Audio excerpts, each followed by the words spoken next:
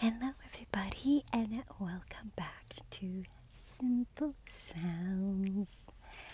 We are going to dive right into John 2 today, so let's get started.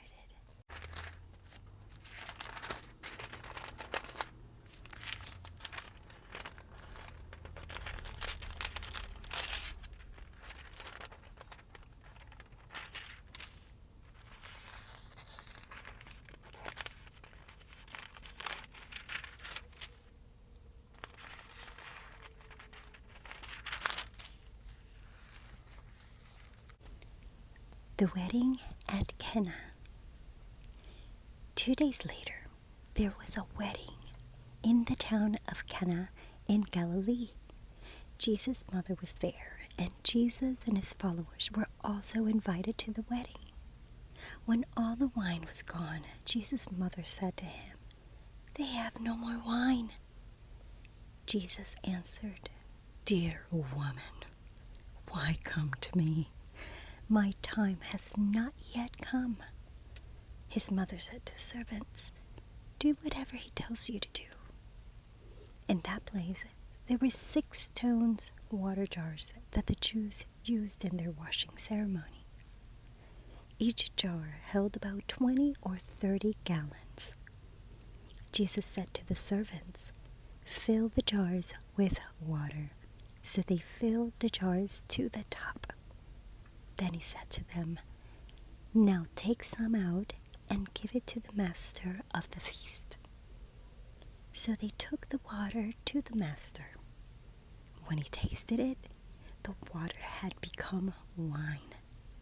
He did not know where the wine came from, but the servants who had brought the water knew. The masters of the wedding called the bridegroom and said to him, "People always serve the best wine first. Later, after the guests have been drinking a while, they serve the cheaper wine, but you have saved the best wine till now." So in Cana of Galilee, Jesus did his first miracle. There he showed his glory, and his followers believed in him. Jesus in the temple. After this, Jesus went to the town of Capernaum with his mother, brothers, and followers. They stayed there just for a few days. When it was almost time for the Jewish Passover feast, Jesus went to Jerusalem. In the temple, he found people selling cattle, sheep, and doves. He saw others sitting at tables exchanging different kinds of money. Jesus made a whip out of cords and forced all of them, both the sheep and cattle, to leave the temple. He turned over the tables and scattered the money of those who were exchanging it. Then he said to those who were selling pigeons, "Take these things out of here. Don't make my Father's house a place for buying and selling." When this happened, the followers remembered what was written in the scriptures. "My strong love for your temple completely controls me." The Jew said to Jesus, "Show us a miracle to prove you have the right to do these things." Jesus answered them, "Destroy this temple and I will build it again in 3 days." The Jews answered, "It took 46 years to build this temple. Do you really believe you can build it again in 3 days?" But the temple Jesus meant was his own body. After Jesus was raised from the dead, his followers remembered that Jesus had said this. Then they believed the scriptures and the word of Jesus had said.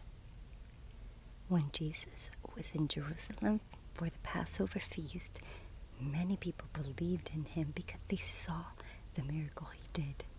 But Jesus did not trust himself to them because he knew them all. He did not need anyone to tell him about people. because he knew what was in people's minds. Life lessons. John 2, 1 through 25. Situation. Weddings were an important part of Jewish culture. An entire village of town often participated in the festivities.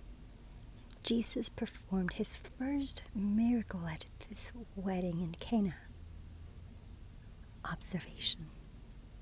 Jesus is concerned about us because we are his children and his friends. Inspiration. Picture 6 men walking on a narrow road.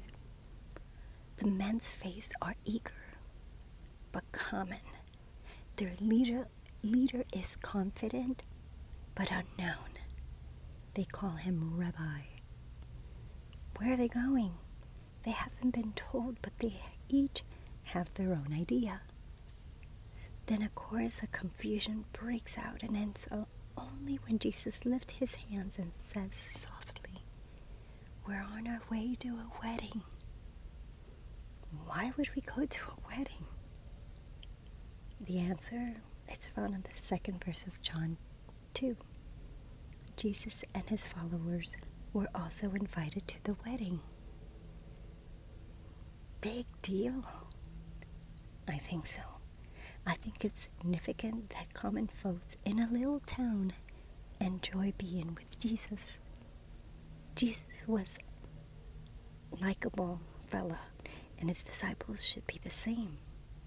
I'm not talking debauchery, drunkenness, and adultery. I'm not endorsing compromise, coarseness, or obscenity.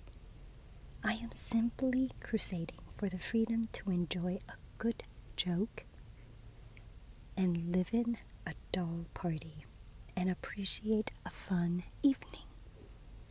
From When God Whispers Your Name by Max Lucado.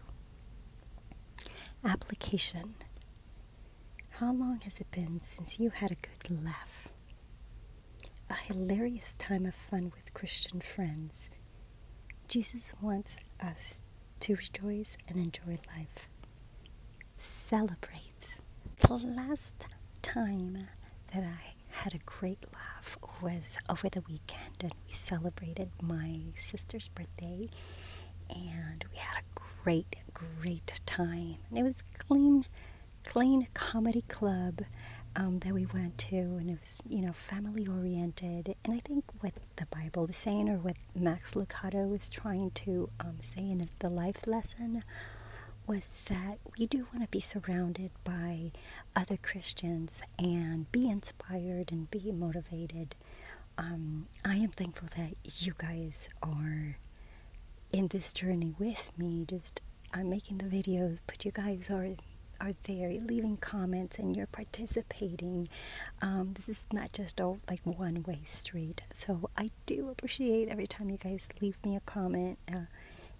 It fills my heart up. Pray that you guys, that every one of you that is needing encouragement, that you receive some encouragement from the Word of God, from these scriptures, from the daily devotionals, and hope that if you know of someone that is needing encouragement, to reach out and just pray for them, even if you don't want to reach out, but still pray for them and keep them in your mind.